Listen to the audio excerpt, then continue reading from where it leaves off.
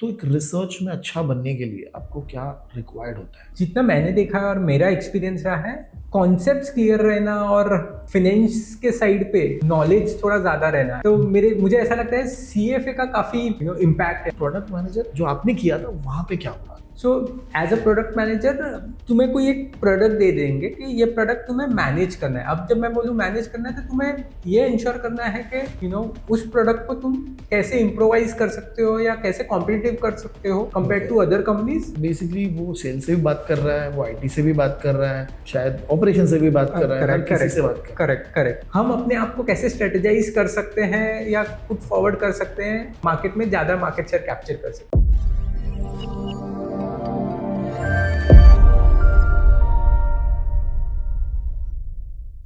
Hello guys, I hope everybody is doing good. Hi, this is Ganesh Nayak. I help finance professionals and students, and I also help students who are planning for competitive exam in finance. Now, as a part of that journey, we do a lot of podcasts with industry people and trying to understand what is the requirement in the industry, what different skill sets are needed, and what are different roles that are available. So we have with me Ankit, and he's going to be talking about his journey of being in the industry and what are the different skill sets, different requirements of roles, and what is the industry actually looking out for. And this podcast is going to be on Hindi. Okay, a slight English and Hindi mix. Okay, so Ankit, पहले तो thank you very much time देने के लिए। आप बहुत दूर से आए हैं तो एक ब्रीफ अगर आप दे दो आपकी जर्नी के बारे में कि आप कौन से इंडस्ट्री में थे और क्या प्रोफाइल था आपका। हाय, हेलो फ्रेंड्स। सो मैं अंकित रामबिया। मैं just fresh MBA pass out हुआ था एंड वहाँ से कैंपस प्लेसमेंट मिला था मुझे ब्रोकरेज इंडस्ट्री में। तो मैंने वहाँ पे कुछ एक साल निकाला। उसके बाद मैंने सोचा चलो इंडस्ट्री चेंज की जाए। मैं इंश्योरेंस इंडस्ट्री में चले गया। वहाँ पे मैंने कुछ 2 साल निकाले एंड उसके बाद फिर मैंने मतलब थोड़ा चेंज देख रहा था तो I move to an MNC, major index provider. Okay, and overall अभी जैसे आपने बताया, तो हम लोग पहले ही बात कर रहे थे बिफोर दिस पॉडकास्ट कि आपने इनिशियली रिसर्च में भी काम किया। तो रिसर्च में just for our audience, because बहुत सारे बच्चे क्या है ना कि वो सीएफए कर रहे हैं या फाइनेंशियल मॉडलिंग कर रहे हैं, तो एक रिसर्च में अच्छा बनने के लिए आपको क्या रिक्वायर्ड होता है जनरली? जितना मैंने देखा है और मेरा एक्सपीरियंस रहा है, कॉन्सेप्ट्स क्लियर रहना और फाइनेंस के साइड पे नॉलेज थोड़ा ज्यादा रहना। सीएफए है तो मुझे ऐसा लगता है सीएफए का काफी इम्पैक्ट है। अगर अगर कोई बंदा सीएफए देता है या सीएफए क्लियर्ड है तो उसके लिए एंट्री काफी इजी हो जाता है and at the same time working में भी उसको काफी हेल्प करता है वो। ओके ओके, एंड देन उसके बाद जैसे आपने बताया था कि आप इंश्योरेंस में एक प्रोडक्ट मैनेजर के रोल पे थे, तो अब ये भी बहुत बज है कि प्रोडक्ट मैनेजर रोल बहुत ही हाई पेइंग होता है ना अभी हम सैलरी पे नहीं जाएंगे, बट एक प्रोडक्ट मैनेजर जो आपने किया था वहां पे क्या हो रहा? So as a product manager तुम्हें कोई एक प्रोडक्ट दे देंगे कि ये प्रोडक्ट तुम्हें मैनेज करना है। अब जब मैं बोलूँ मैनेज करना है तो तुम्हें ये इंश्योर करना है कि उस प्रोडक्ट को तुम कैसे इम्प्रोवाइज कर सकते हो या कैसे कॉम्पिटिटिव कर सकते हो compare to other companies, and उससे तुम रेवेन्यू कैसे ज्यादा ला सकते हो या कैसे तुम उसका टॉप लाइन बढ़ा सकते हो कंपनी का या सो वही प्रोडक्ट मैनेजर का एक रोल होता है। हाँ, मतलब depends upon companies to companies. कुछ काफी हाई पेइंग रहती हैं, कुछ गुड टू स्टार्ट रहती हैं, बट डेफिनेटली वो रोल काफी अच्छा है ट्राई करने के लिए। तो अगर किसी को उसमें एंटर करना है तो कोई स्किल सेट, मतलब स्पेसिफिक स्किल सेट एंड कोई सर्टिफिकेशन अवेलेबल है क्या, आपको पता है क्या? जितना मुझे पता है शायद एमबीए इज जनरल है जो सर्टेनली आई थिंक मस्ट है या रिक्वायर्ड है सब जगह। बट देन फिर डिपेंडिंग अपॉन द इंडस्ट्री, अभी जैसे अगर तुम कोई फाइनेंस स्पेसिफिक इंडस्ट्री हो या इंश्योरेंस स्पेसिफिक इंडस्ट्री हो तो उस इंडस्ट्री स्पेसिफिक काफी सर्टिफिकेशंस होती है। जैसे इंश्योरेंस के लिए आई थिंक आईआरडीए के है या आईसीए करके कुछ है, सीआईआई लंदन है। वहाँ के सर्टिफिकेशंस तुम्हें आगे करियर मूव और करियर ग्रोथ करने के लिए काफी रिक्वायर्ड रहती है। और ये जो रोल है प्रोडक्ट मैनेजर का, it is more stakeholder management. हाँ, मैं ऐसा बोल सकता हूँ। Yes, right. तो अगर मैं स्टेक होल्डर मैनेजमेंट में रोल में हूँ तो आइडियली क्या रिक्वायर्ड होता है एक कैंडिडेट से?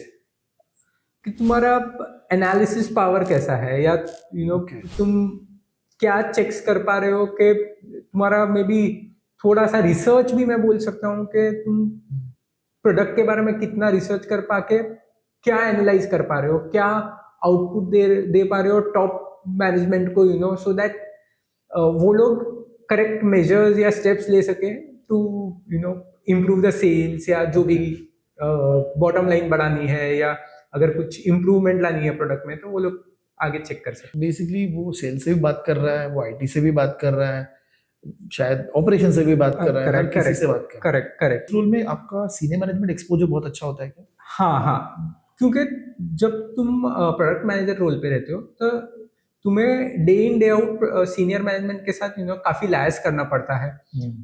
उनको तुम्हें एनालाइज करके देना पड़ता है कि ओके क्या चल रहा है मार्केट में, हम कहाँ बेहतर हो सकते हैं, और हम अपने आप को कैसे स्ट्रेटेजाइज कर सकते हैं या पुट फॉरवर्ड कर सकते हैं, ताकि हम मार्केट में ज्यादा मार्केट शेयर कैप्चर कर सकें। Okay okay, interesting.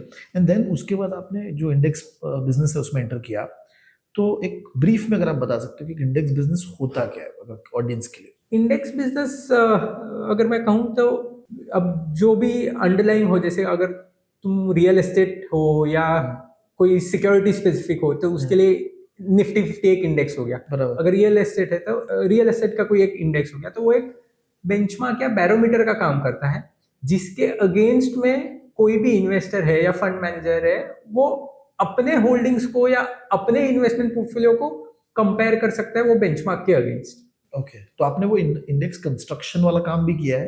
Correct. And then आपने रिस्क रिपोर्टिंग साइड में भी देखा? हाँ, सो मैंने शुरुआत मेरी एमएनसी में जब की थी, तो मैंने इंडेक्स कंस्ट्रक्शन और बेंचमार्किंग में की थी। वहाँ पे कुछ टाइम स्पेंड करने के बाद जब मुझे अपॉर्चुनिटी मिली तो मैं रिस्क में मूव हुआ, और वहाँ पे मैंने रिस्क रिपोर्टिंग स्टार्ट किया।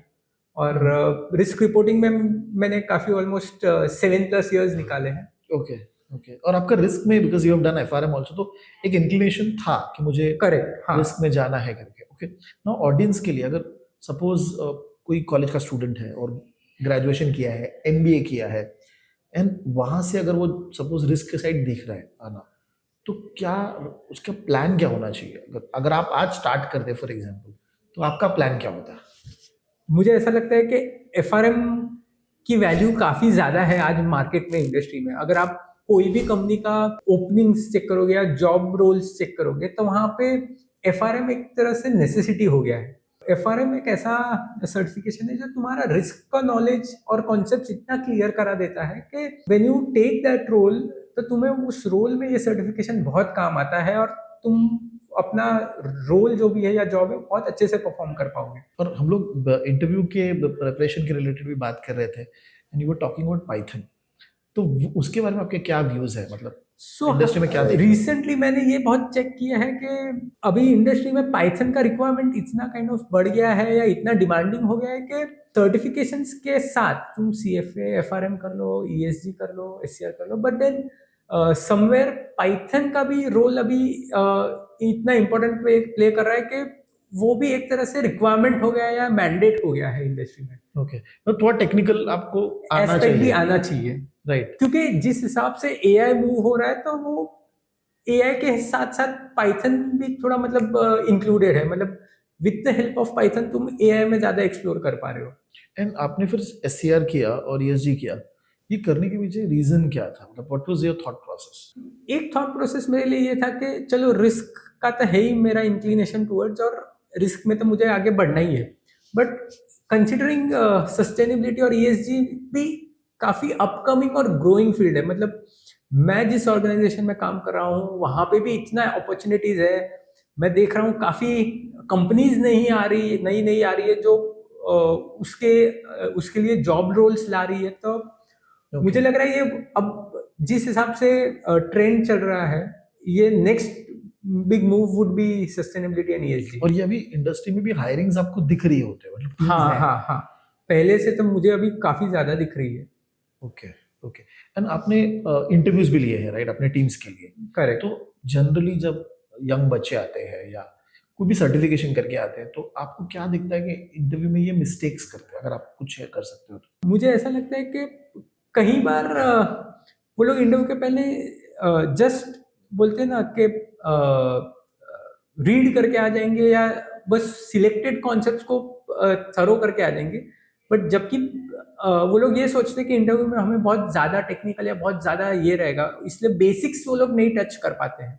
बट इंटरव्यू में काफ़ी बार ऐसा होता है कि हम लोग काफ़ी पहले ये जानना चाहते हैं कि उन्हें बेसिक्स पता है क्या, और वो बेसिक्स में कई बार फंबल हो जाते हैं। Okay, okay. एंड आप जब इंटरव्यू में रहते हो तो आप जनरली क्या सवाल पूछते हो, एक या दो सवाल जो आपको लगता है कि इससे मैं टेस्ट कर पाऊंगा इसका नॉलेज? मैं generally risk related basic questions पूछता हूँ। जैसे मैंने बताया कि हम ज़्यादा डीप में और टेक्निकल क्वेश्चंस नहीं पूछते depending upon the requirement, but basic risk के कॉन्सेप्ट रहेंगे कि वार क्या हो गया, या स्टैंडर्ड डिविएशन क्या हो गया, या कोई प्रोडक्ट क्या हो गया, जैसे ऑप्शन ग्रीक्स हो गए, इंटरेस्ट रेट स्वैप क्या हो गया, या कॉर्पोरेट बॉन्ड क्या हो गया, कॉलेबल बॉन्ड क्या हो गया। ये बेसिक प्रोडक्ट्स हैं जो हम general question. Right. And what is your view कि जैसे ये अभी जैसे आप तो एक स्पेसिफिक बिजनेस में हो इंडेक्स के, अपार्ट फ्रॉम दैट मतलब ये सारे कोर्सेज हो गए या ये जो एरिया है sustainability and the risk part, ये आपको कहाँ कहाँ दिखता है कि यहाँ पे बूम है? आपके कोई कलीग होंगे, कोई फ्रेंड्स होंगे जो आपको लगता है कि यहाँ पे बहुत ज्यादा हो रहा है डिस्कशन एरिया? अगर एरिया में बोलूँ तो एमएनसी एक एरिया है जो मुझे लग रहा है कि वहाँ पे काफी बूम है और डिमांड आ रही है वहाँ से। कोई इंडस्ट्री आप जैसे फॉर एग्जांपल बैंकिंग में, जैसे banking FRM is primary for banking, but आपको लगता है एसेट मैनेजमेंट में भी रिस्क मैनेजमेंट अभी ज्यादा बढ़ चुका है क्या, या ऐसा कुछ? हाँ हाँ, एसेट मैनेजमेंट बोलो या इन्वेस्टमेंट मैनेजमेंट बोलो या प्राइवेट इक्विटी बोलो, वहाँ पे काफी सारी जगह पे सस्टेनेबिलिटी और ईएसजी का काफी रोल प्ले कर रहा है। क्योंकि अभी इन्वेस्टर्स भी जब इन्वेस्ट करते हैं तो वो लोग ये भी एक एस्पेक्ट देख रहे हैं इन्वेस्टमेंट में कि क्या वो सस्टेनेबिलिटी या ईएसजी कवर कर रहा है क्या हमारा इन्वेस्टमेंट। मैं एक फाइनल सवाल पूछूंगा कि आपके हिसाब से मतलब आपको किसी ने अगर कोई एडवाइस दिया होगा आपके करियर में जो आपको हेल्प किया है, अगर आप वो एक शेयर कर सकते हो और आप अपने अपने थ्रू स्टूडेंट्स को एक और कोई एडवाइस दे सकते हो तो? एक मैं ये कहना चाहूंगा कि जैसे मैंने एफआरएम किया और रिस्क में करियर कर रहा हूँ, बट उसके अलावा मैंने एससीआर और ईएसजी भी दिया है, क्योंकि वो एक तुम्हारे लिए प्लान बी का काम कर सकता है। जैसे मुझे बोला गया था कि always have a plan B, तो उस हिसाब से मैंने एससीआर और ईएसजी दे के रखा है। Okay, wonderful, wonderful. तो thank you again Ankit for taking out time.